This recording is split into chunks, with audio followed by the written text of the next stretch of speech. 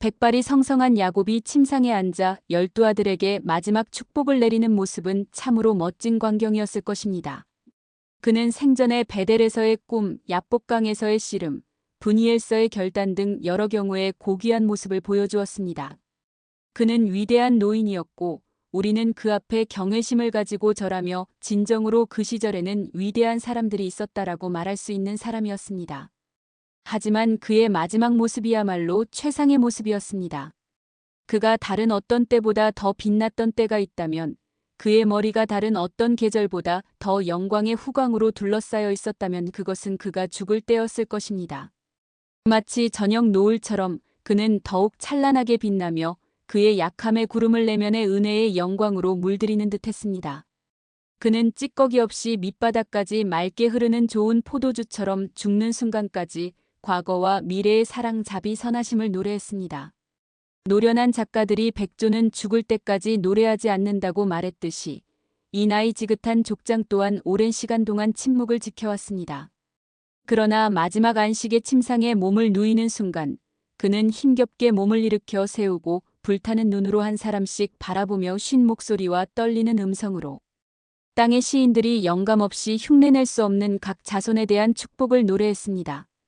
아들 르우벤을 바라보며 그의 눈에는 눈물이 흘렀습니다. 그는 르우벤의 죄를 기억했기 때문입니다. 그는 시므온과 레위를 지나치며 약간의 책망을 했습니다. 다른 아들들에게는 각 지파의 미래 역사를 내다보며 찬양시를 불렀습니다. 이윽고 그의 목소리는 잦아들었고 그는 길게 숨을 들이쉬고 천상의 불로 가득 찬 눈과 천국으로 가득 찬 마음으로 하나님께 목소리를 높여 여호와여 나는 주의 구원을 기다리나이다라고 말하고 잠시 베개에 기대었다가 다시 앉아 각 아들의 이름을 간략하게 언급하며 노래를 다시 시작했습니다. 하지만 그렇습니다. 그가 막내 아들 요셉에게 왔을 때 그는 그를 바라보며 노인의 뺨을 타고 흘리는 눈물을 봅니다. 요셉은 자신의 사랑하는 아내 라헬의 모든 모습을 눈에 담고 서 있었습니다. 그곳에는 모든 열정으로 그 어머니가 기도했던 소년이 서 있었습니다. 그녀는 20년 동안이나 불임 여성으로 집안일도 하지 않고 지냈지만 그 후에 그녀는 기쁨의 어머니가 되어 아들의 이름을 더함이라고 지었습니다. 그렇습니다. 그녀는 이 소년을 얼마나 사랑했습니까?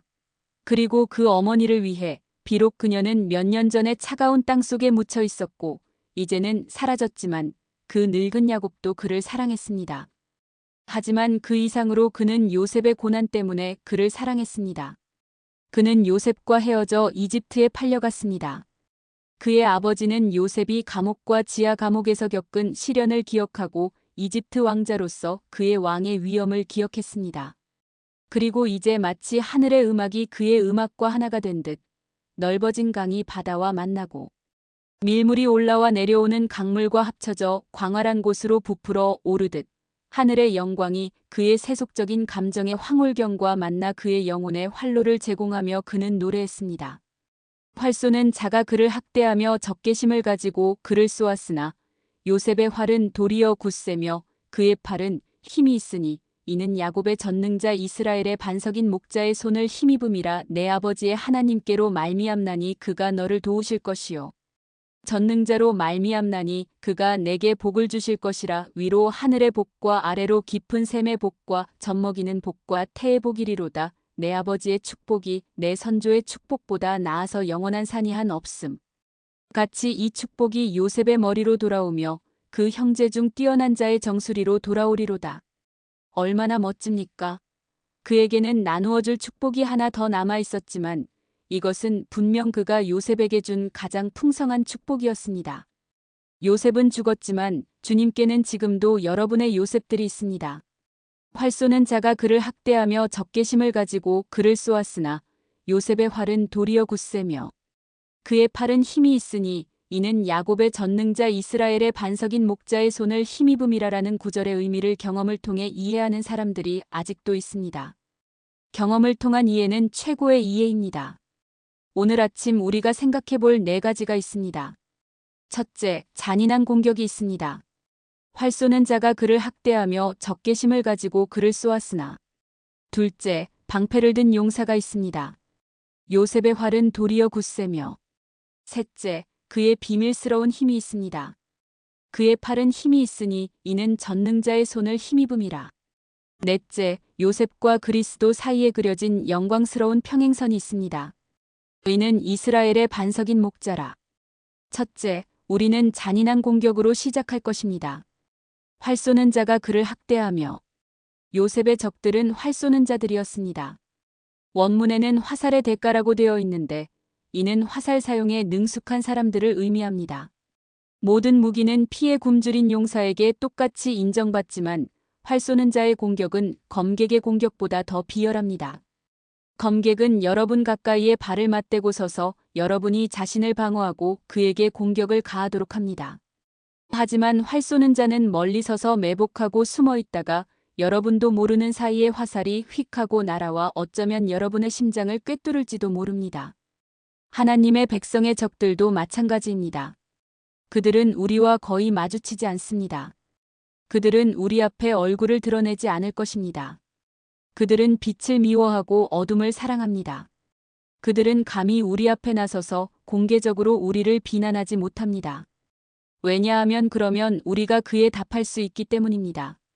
하지만 그들은 멀리서 활을 쏘기 때문에 우리는 그들에게 대답할 수 없습니다. 비겁하고 비열한 그들은 화살촉을 만들고 지옥새의 깃털로 날개를 달아 하나님 백성의 심장을 겨냥합니다. 활 쏘는 자들은 곤고한 요셉을 심하게 괴롭혔습니다. 그를 잔인하게 쏜 궁수들이 누구인지 생각해 봅시다. 첫째, 시기의 궁수들이 있었습니다. 둘째, 유혹의 궁수들이 있었습니다. 셋째, 중상모략의 궁수들이 있었습니다. 첫째, 요셉은 시기에 활을 쏘는 자들을 견뎌야 했습니다. 그가 어렸을 때 그의 아버지는 그를 사랑했습니다. 그 젊은이는 정직하고 아름다웠습니다. 외모는 감탄할 만했습니다. 더욱이 그는 넓은 마음과 고귀한 지성을 가지고 있었습니다. 하지만 무엇보다도 그 안에는 살아계신 하나님의 영이 거하고 있었습니다. 그는 하나님과 대화하는 사람이었습니다. 그는 경건하고 기도하는 젊은이, 세상의 아버지보다 하나님의 사랑을 더 많이 받는 자였습니다. 그렇습니다. 그를 얼마나 사랑했던지 그의 아버지는 깊은 애정으로 그에게 화려한 색동옷을 만들어주며 다른 형제들보다 그를 더 잘 보살펴 주었습니다. 이는 그의 애정을 표현하는 자연스럽지만 어리석은 방법이었습니다. 그래서 그의 형제들은 그를 미워했습니다. 그들은 어린 요셉이 기도하러 물러갈 때마다 자주 그를 조롱했습니다. 그가 아버지 집에서 멀리 떨어져 그들과 함께 있을 때 그는 그들의 자벽부이자 노예였습니다. 조롱과 비웃음은 종종 그의 마음을 아프게 했고 이 어린아이는 많은 비밀스러운 슬픔을 견뎌야 했습니다. 그러던 어느 날 그는 집에서 멀리 떨어진 곳에서 형제들과 함께 있었고 그들은 그를 죽이려고 했습니다. 하지만 르우벤의 간청에 따라 그들은 그를 구덩이에만 넣게 되었고 하나님의 섭리에 따라 이스마엘 사람들이 그 길을 지나가게 되었습니다. 그들은 그를 노예값에 팔고 옷을 벗겨 벌거벗은 채로 쫓아냈습니다. 그들은 그가 어디로 가는지 알지도 못했고 신경 쓰지도 않았습니다. 그저 그가 눈앞에서 사라지고 더 이상 그들의 시기와 분노를 자극하지 않기만 하면 되었습니다. 그렇습니다. 아버지와 헤어지고 형제들을 잃고 친구 하나 없이 잔인한 인신매매범들에게 끌려가 낙타에 묶여 손에 족쇄를 찬 채 그가 느꼈을 고통은 이루 말할 수 없었습니다. 족쇄와 족쇄를 짊어진 사람들, 자신이 자유로운 사람이 아니며 자유가 없다는 것을 느낀 사람들은 그들이 시기에 화살을 쏠 때 그를 얼마나 괴롭혔는지 말할 수 있을 것입니다. 그는 노예가 되어 고국에서 팔려가 사랑하는 모든 것을 빼앗겼습니다. 집과 모든 즐거움에 작별을 고하고 아버지의 미소와 따뜻한 보살핌에도 작별을 고했습니다. 그는 노예가 되어 노예 감독관이 데려가는 곳에서 노역해야 했습니다. 그는 시장에 나가 벌거벗겨져야 했고 매를 맞고 채찍질을 당해야 했습니다. 그는 사람에서 동물로, 자유인에서 노예로 전락해야 했습니다. 정말 활 쏘는 자들이 그를 심하게 공격했습니다. 형제 여러분, 만일 여러분이 주님의 요셉이라면 시기를 피할 수 있을 것이라고 생각하십니까? 나는 여러분에게 그렇지 않다고 말합니다. 녹색 눈을 가진 괴물인 시기는 다른 곳뿐만 아니라 런던에도 살고 있으며 더욱이 하나님의 교회에도 살고 있습니다. 그렇습니다. 형제들에게 시기를 받는 것은 가장 힘든 일입니다. 악마가 우리를 미워하면 우리는 견딜 수 있습니다. 하나님의 진리의 적들이 우리를 욕하면 우리는 갑옷을 두르고 전진, 싸움터로라고 말합니다. 그러나 집안의 친구들이 우리를 비방하고 우리를 지지해야 할 형제들이 우리의 적이 되어 어린 형제들을 짓밟으려 할 때 활 쏘는 자가 그를 학대하며 적개심을 품고 그를 쏘았으나라는 구절에는 어떤 의미가 있습니다. 하지만 하나님의 이름을 찬양합시다. 요셉의 활은 도리어 굳세며라는 말을 들으니 기쁩니다. 여러분 중 누구도 시기심을 불러일으키지 않고는 하나님의 백성이 될 수 없으며 더 나은 사람일수록 더 미움을 받을 것입니다. 가장 잘 익은 과일이 새들에게 가장 많이 쪼이고 나무에 가장 오래 매달려 있던 꽃이 바람에 가장 쉽게 날아갑니다. 하지만 두려워하지 마십시오. 사람들이 여러분에 대해 뭐라고 말하든 여러분은 상관할 필요가 없습니다. 하나님이 여러분을 사랑하시면 사람들은 여러분을 미워할 것입니다. 하나님이 여러분을 존귀하게 하시면 사람들은 여러분을 욕되게 할 것입니다. 하지만 기억하십시오. 그리스도를 위해 쇠사슬을 쓸 수 있다면 하늘에서 금사슬을 쓸 것입니다. 허리에 불타는 쇠고리가 있다면 영광 중에 이마에 금태를 두를 것입니다. 나로 말미암아 너희를 욕하고 박해하고 거짓으로 너희를 거슬러 모든 악한 말을 할 때에는 너희에게 복이 있나니 기뻐하고 즐거워하라. 하늘에서 너희의 상이 큼이라. 너희 전에 있던 선지자들도 이같이 박해하였느니라. 첫 번째 활 쏘는 자들은 시기심의 궁수였습니다. 하지만 이보다 더 끔찍한 시련이 그를 덮쳤는데 곧 유혹의 궁수들이 그를 쏜 것입니다. 여기서 나는 어떻게 이것을 표현해야 할지 모르겠습니다. 나보다 더 탁월한 사람이 여기로 와서 요셉의 시련과 승리에 관한 이야기를 들려주면 좋겠습니다. 곧 그의 가치를 알아본 주인에게 팔린 요셉은 집안의 청지기이자 집안의 관리인이 되었습니다. 그의 방탕한 여주인은 그에게 음란한 사랑을 고정시켰고 그는 끊임없이 그녀의 곁에 있으면서 매일 그녀에게 악행을 저지르도록 유혹당했습니다. 그는 계속 거절했지만 그녀의 유혹이라는 서서히 타오르는 불 속에서 결국 순교했습니다. 어느 날 그녀가 그를 붙잡고 범죄를 강요할 때 그는 진정한 영웅처럼 내가 어찌 이 큰 악을 행하여 하나님께 죄를 지오리이까? 라고 말했습니다. 현명한 용사처럼 그는 도망치는 것이 유일한 용기 있는 행동임을 알고 있었습니다. 그의 귀에는 요셉아 도망하라 도망하라. 도망하는 것 외에는 승리할 방법이 없다는 음성이 들렸습니다. 그리고 그는 음란한 여주인의 옷을 남겨두고 도망쳤습니다. 이보다 더 뛰어난 영웅담은 없다고 나는 말합니다. 어떤 기회가 사람을 범죄자로 만들 수 있지만 요셉은 넘치는 기회에도 불구하고 대부분의 사람들이 끈질긴 유혹에 넘어가 길을 잃는 것과 달리 굳건히 자신을 지켰습니다. 매일 가장 부드러운 종류의 유혹에 시달리고 매 시간 유혹을 받는 것은 매우 어려운 일입니다. 젊은이가 자신의 길을 깨끗하게 하고 하나님의 말씀에 따라 그것을 지키려면 초인적인 힘, 인간 이상의 힘 오직 하나님만이 주실 수 있는 힘이 필요합니다. 그는 속으로 이렇게 생각했을지도 모릅니다. 내가 굴복하고 또 굴복한다면 내 앞에는 편안하고 즐거운 삶이 펼쳐질 것이다. 나는 높아질 것이고 나는 부자가 될 것이다. 그녀는 남편을 설득하여 나에게 명예를 안겨줄 것이다. 하지만 내가 계속해서 정직을 지킨다면 나는 감옥에 갇히고 지하 감옥에 갇힐 것이다. 나에게는 수치와 불명예만이 기다리고 있다. 그렇습니다. 그의 마음속에는 정말 힘이 있었습니다. 그에게는 죄에 대한 형언할 수 없는 혐오와 두려움과 떨림으로 돌아서게 만드는 상상을 초월하는 힘이 있었고, 그렇기에 그는 어떻게 내가 그럴 수 있겠습니까? 어떻게 하나님의 사람인 내가 그럴 수 있겠습니까?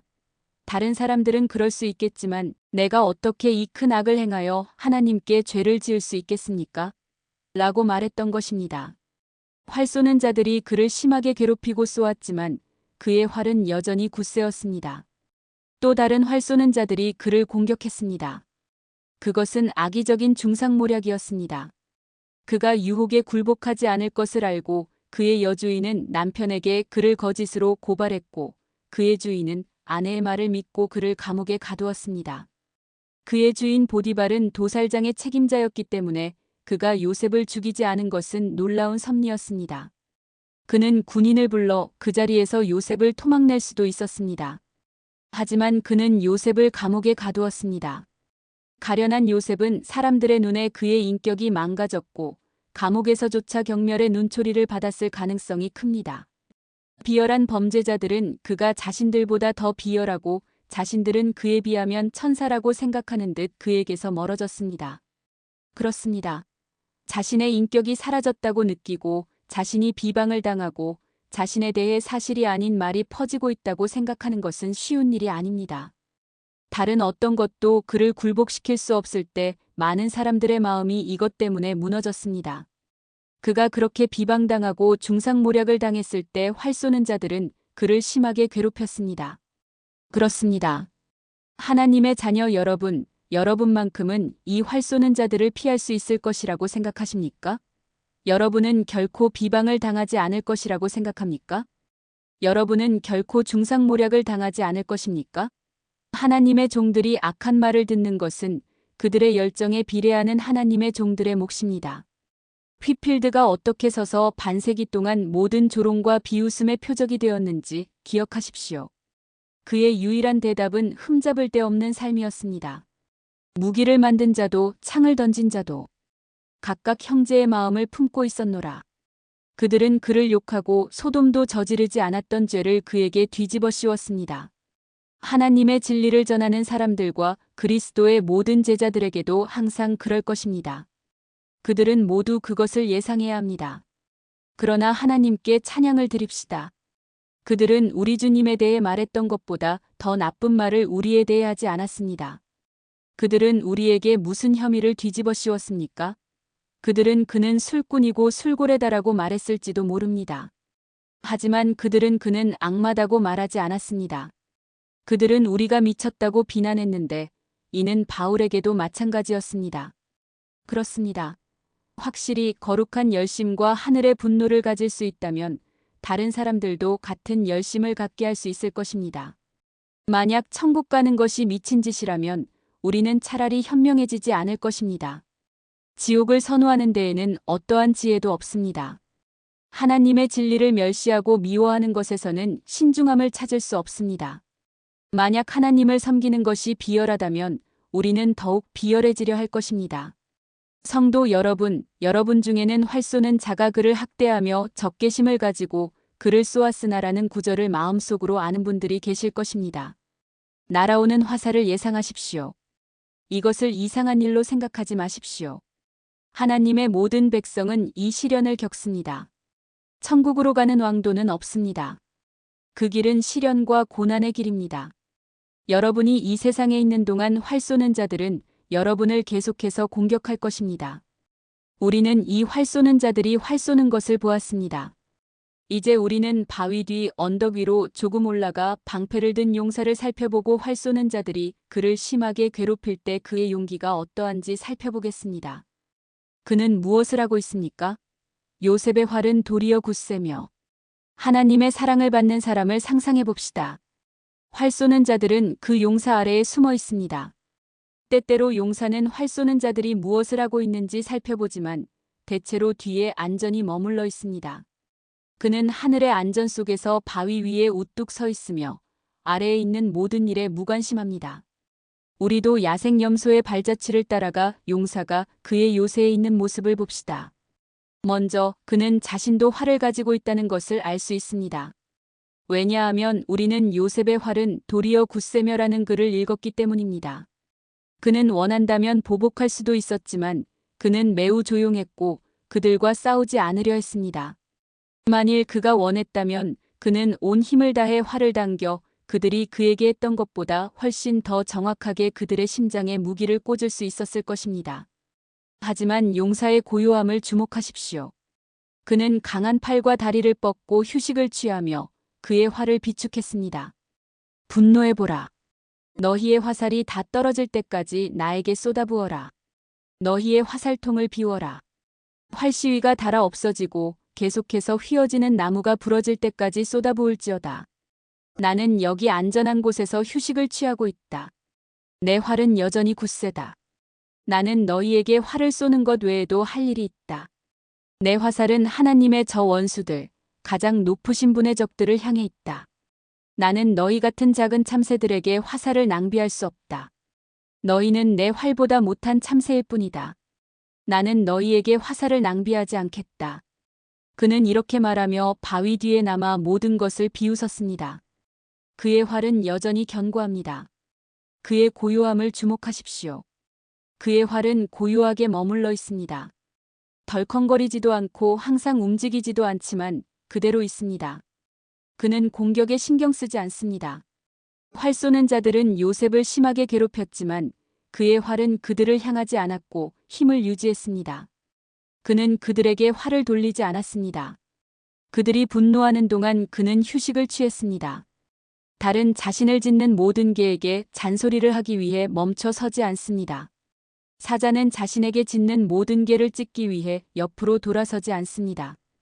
별들은 나이팅게일이 그들의 희미함을 꾸짖는다고 해서 빛나는 것을 멈추지 않습니다. 태양이 자신을 가리는 참견하는 구름 때문에 멈추지 않습니다. 버드나무가 잎사귀를 물에 담근다고 해서 강이 멈추지 않습니다. 하나님의 우주는 계속해서 운행하며 사람들이 그것에 반대하더라도 개의치 않습니다. 그것은 하나님께서 만드신 그대로입니다. 그것은 질서를 위하여 함께 협력하고 있으며 사람들의 비난으로 멈추지도 사람들의 칭찬으로 움직이지도 않을 것입니다. 형제 여러분, 여러분의 활을 그대로 두십시오. 서둘러 자신을 보호하려 하지 마십시오. 하나님께서 여러분을 돌보실 것입니다. 여러분 자신을 내버려 두십시오. 오직 이스라엘의 주 하나님을 위해 용감하십시오. 예수님의 진리 안에 굳건히 서십시오. 그러면 여러분의 활은 견고하게 남아있을 것입니다. 하지만 다음 단어를 잊어서는 안 됩니다. 요셉의 활은 도리어 굳세며 그의 활이 조용했지만 그것은 부러졌기 때문이 아닙니다. 요셉의 활은 정복자 윌리엄의 활과 같아서 요셉 자신 외에는 아무도 구부릴 수 없었습니다. 그것은 견고합니다. 나는 용사가 활을 구부리는 것을 봅니다. 그는 강력한 팔로 활을 아래로 당기고 시위를 당겨 준비합니다. 그의 활은 힘 속에 머물러 있습니다. 끊어지지도 않았고 옆으로 빗나가지도 않았습니다. 그의 순결은 그의 활이었고 그는 그것을 잃지 않았습니다. 그의 믿음은 그의 활이었고 굴복하지도 않았고 부러지지도 않았습니다. 그의 용기는 그의 활이었고 그것은 그를 실망시키지 않았습니다. 그의 성격, 그의 정직은 그의 활이었습니다. 그는 그것을 버리지 않았습니다. 어떤 사람들은 평판에 대해 매우 까다롭습니다. 그들은 분명히 그는 자신의 명성을 잃을 것이다라고 생각합니다. 그러나 우리 자신의 잘못으로 잃지 않는다면 다른 사람에 대해 신경 쓸 필요가 없습니다. 세상에 눈에 띄는 사람이 있으면 세상의 어떤 바보라도 그에 대한 나쁜 이야기를 퍼뜨릴 수 있다는 것을 알고 있을 것입니다. 이야기를 퍼뜨리는 것은 막는 것보다 훨씬 쉽습니다. 진실을 전 세계에 알리고 싶다면 특급 열차를 빌려 끌고 가야 합니다. 하지만 거짓말을 전 세계에 알리고 싶다면 그것은 그저 날아갈 것입니다. 그것은 깃털처럼 가벼워서 숨만 쉬어도 날아갈 수 있습니다. 속담에 진실이 신발을 신는 동안 거짓말은 온 세상을 돌 것이다라는 말이 맞습니다. 그럼에도 불구하고 그것은 우리에게 아무런 해를 끼치지 않습니다. 그것이 제 아무리 깃털처럼 가벼워서 빠르게 이동하더라도 그 효과는 성벽에 솜털이 날리는 효과입니다. 그것은 가볍고 작기 때문에 아무런 피해도 입히지 않습니다. 두려워하지 마십시오. 기독교인이여 비방이 날아가게 하고 시기심이 갈라진 혀를 내밀게 하고 여러분에게 쉿소리를 내게 하십시오. 여러분의 활은 힘 속에 머물러 있을 것입니다. 그렇습니다. 방패를 든 용사여 잠잠히 있으십시오. 아무 걱정하지 말고 높은 곳에 있는 독수리처럼 들판의 사냥꾼들을 내려다보십시오. 그들에게 대담한 눈을 돌리고 쏘라 하지만 너의 총알은 내가 서 있는 첨탑까지 절반도 못 미칠 것이다. 원한다면 나에게 화약을 낭비하라. 나는 여러분의 손이 닿지 않는 곳에 있다라고 말하십시오. 그런 다음 날개를 펴고 하늘로 날아올라 그들을 비웃으십시오. 여러분은 하나님을 피난처로 삼았고 가장 안전한 거처를 찾을 것이기 때문입니다. 본문의 세 번째 내용은 비밀스러운 힘입니다. 그의 팔은 힘이 있으니 이는 전능자의 손을 힘입음이라. 먼저 그의 힘에 관해서는 이것이 진정한 힘이라는 점에 주목하십시오. 이 말씀은 그의 팔은 힘이라고 되어 있지 그의 손이라고 되어 있지 않습니다. 어떤 사람들은 자신들의 손으로 많은 일을 할 수 있지만 그것은 종종 허구적인 힘입니다. 그의 팔에는 힘이 없습니다. 근육이 없습니다. 하지만 요셉에 대해서는 그의 팔은 힘이 있으니라고 말합니다. 그것은 진정한 힘, 진정한 근육, 진정한 힘줄, 진정한 신경이었습니다. 그것은 단순히 손재주, 즉 손가락을 매우 빠르게 움직이는 힘이 아니라 그의 손의 팔이 매우 강해졌다는 것입니다.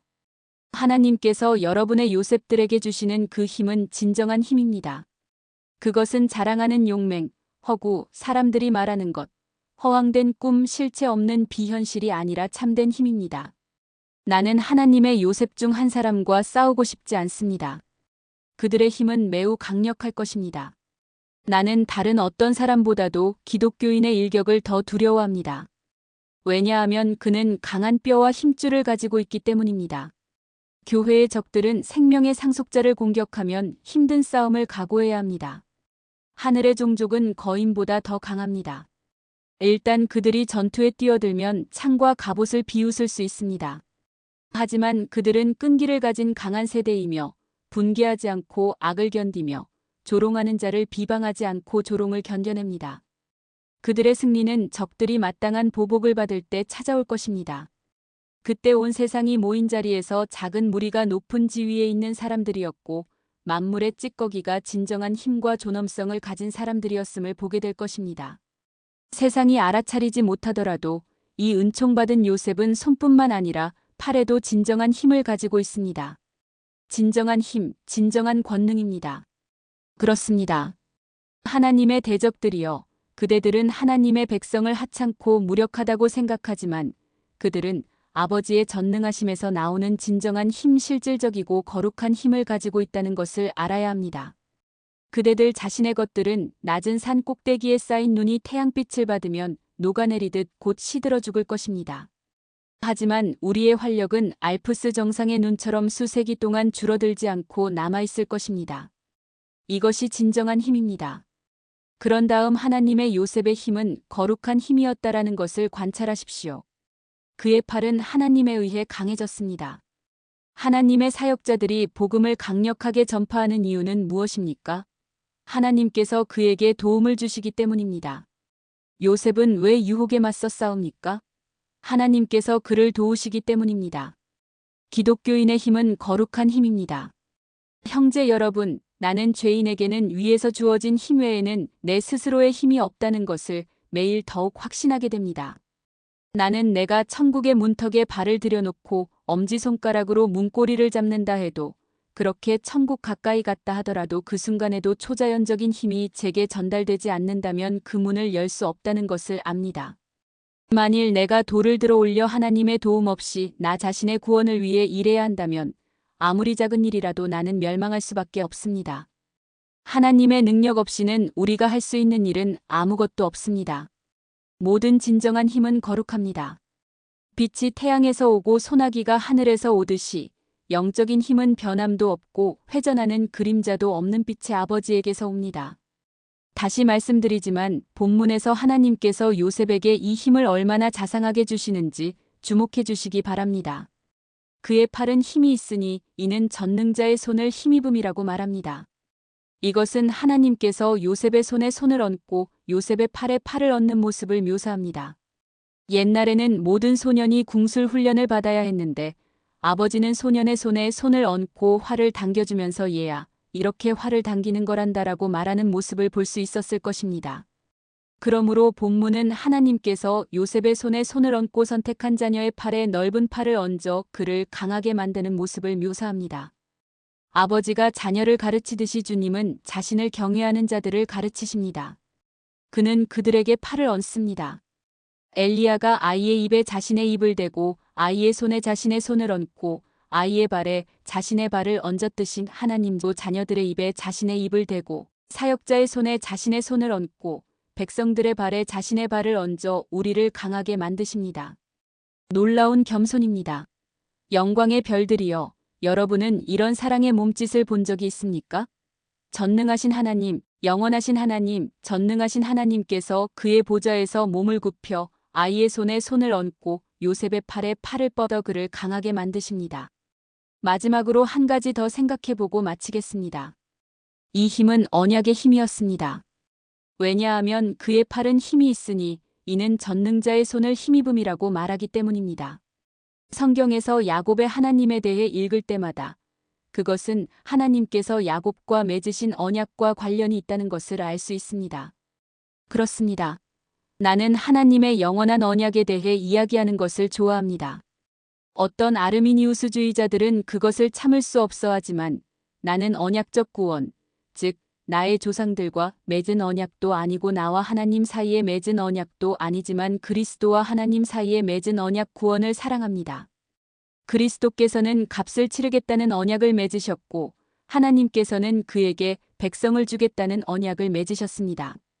그리스도께서는 값을 치르시고 언약을 비준하셨으며 나는 하나님께서 모든 선택된 자비의 그릇을 예수님의 손에 넘겨주심으로써 언약에 자신의 몫을 이행하실 것이라고 확신합니다. 그러나 사랑하는 여러분, 우리가 가진 모든 능력, 모든 은혜, 모든 축복, 모든 자비, 모든 위로, 모든 것은 언약을 통해 얻은 것입니다. 언약이 없다면, 영원한 헌장을 찢어버릴 수 있다면 지옥의 왕이 이스라엘 왕이 바룩의 두루마리를 자른 것처럼 검으로 그것을 자를 수 있다면 우리는 반드시 실패할 것입니다. 왜냐하면 우리는 언약에 약속된 힘 외에는 아무런 힘도 없기 때문입니다. 언약의 자비, 언약의 은혜, 언약의 약속, 언약의 축복, 언약의 도움, 언약에 관한 모든 것 등 기독교인은 천국에 들어가려면 이 전부를 받아들여야 합니다. 그렇습니다. 성도 여러분, 활 쏘는 자들이 여러분을 심하게 괴롭히고 쏘고 상처를 입혔지만 여러분의 활은 여전히 견고하고 여러분의 손의 팔은 강해졌습니다. 하지만 믿는 자 여러분, 여러분이 이 점에서 여러분의 주님과 같다는 것을 알고 있습니까? 네 번째 요점은 영광스러운 평행선입니다. 의는 이스라엘의 반석인 목자라. 의는 예수 그리스도도 마찬가지였습니다. 이스라엘의 반석인 목자는 비슷한 시련을 겪었습니다. 그는 활 쏘는 자들에게 활을 맞고 슬퍼하며 상처를 입었지만 그의 활은 여전히 견고했습니다. 그의 팔은 야곱의 하나님에 의해 강해졌으며 이제 그가 받은 모든 축복은 그 형제 중 뛰어난 자의 정수리에 있습니다. 오래 끌지는 않겠지만 먼저 그리스도를 목자로 그리고 그리스도를 돌로 비유하여 몇 가지 말씀을 드리겠습니다. 먼저 그리스도께서는 목자로 세상에 오셨습니다. 그가 나타나자마자 서기관들과 바리새인들은 그렇다. 우리는 지금까지 목자였는데 이제 우리는 우리의 명예와 존귀과 권위를 잃게 될 것이다 라고 말했습니다. 결과적으로 그들은 항상 그를 쏘았습니다. 백성들은 변덕스러웠습니다.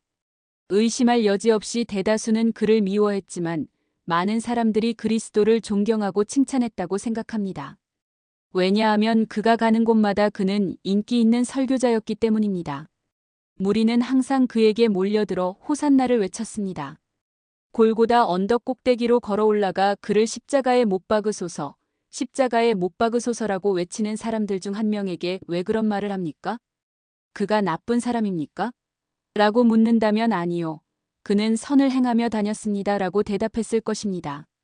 그러면 왜 저분을 십자가에 못 박으라고 하십니까? 랍비 시므온이 돈을 주었기 때문입니다.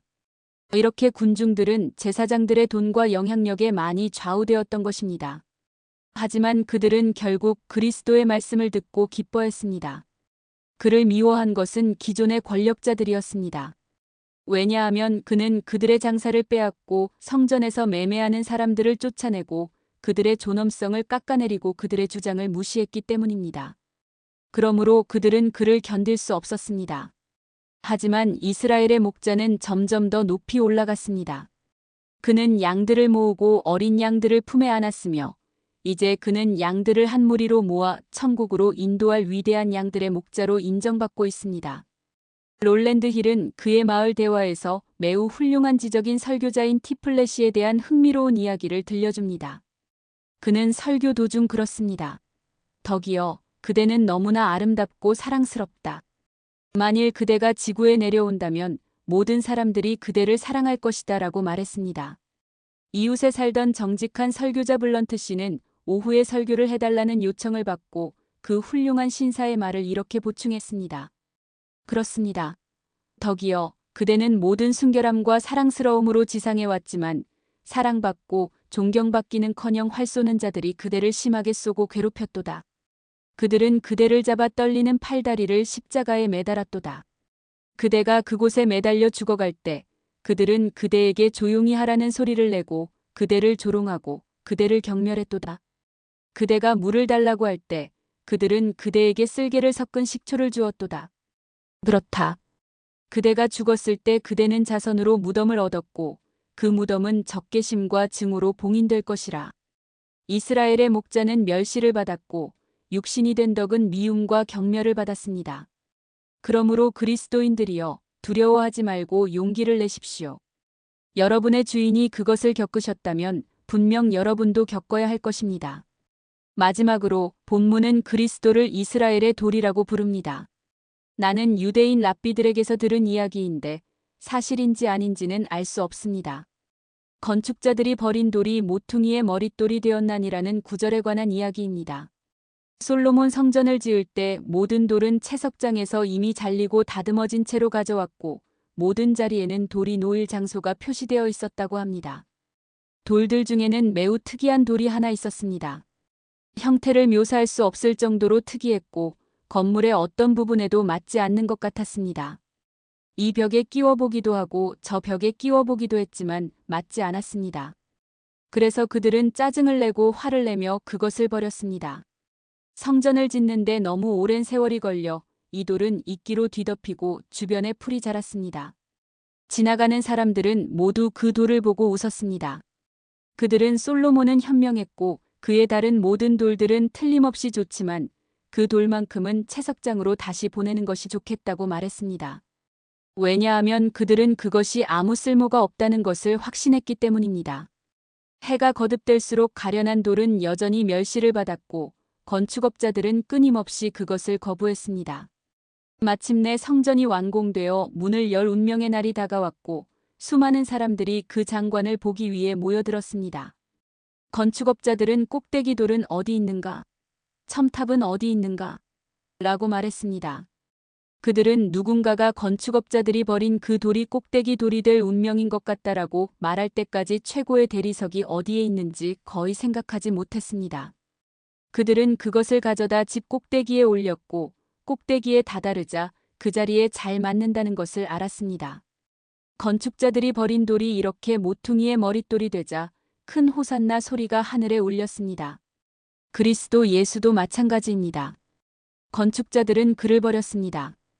그는 평민이었습니다. 그는 가난한 집안 출신이었습니다. 그는 죄인들과 어울리고 가난하고 겸손하게 살았던 사람이었기 때문에 세상의 지혜로운 사람들은 그를 멸시했습니다. 그러나 하나님께서 하늘에 있는 것이나 땅에 있는 것이 다 그리스도 안에서 통일되게 하실 때 그리스도는 만물의 영광스러운 완성이 될 것입니다. 그리스도는 하늘에서 가장 높은 돌로 다스리시며 찬양받기에 합당하도다. 그는 높임을 받으실 것입니다. 그는 존귀하게 될 것입니다. 그의 이름은 해와 같이 오래 견디며 모든 나라가 그에게 복을 받을 것입니다. 모든 세대가 그를 복되다 일컬을 것입니다. 아멘.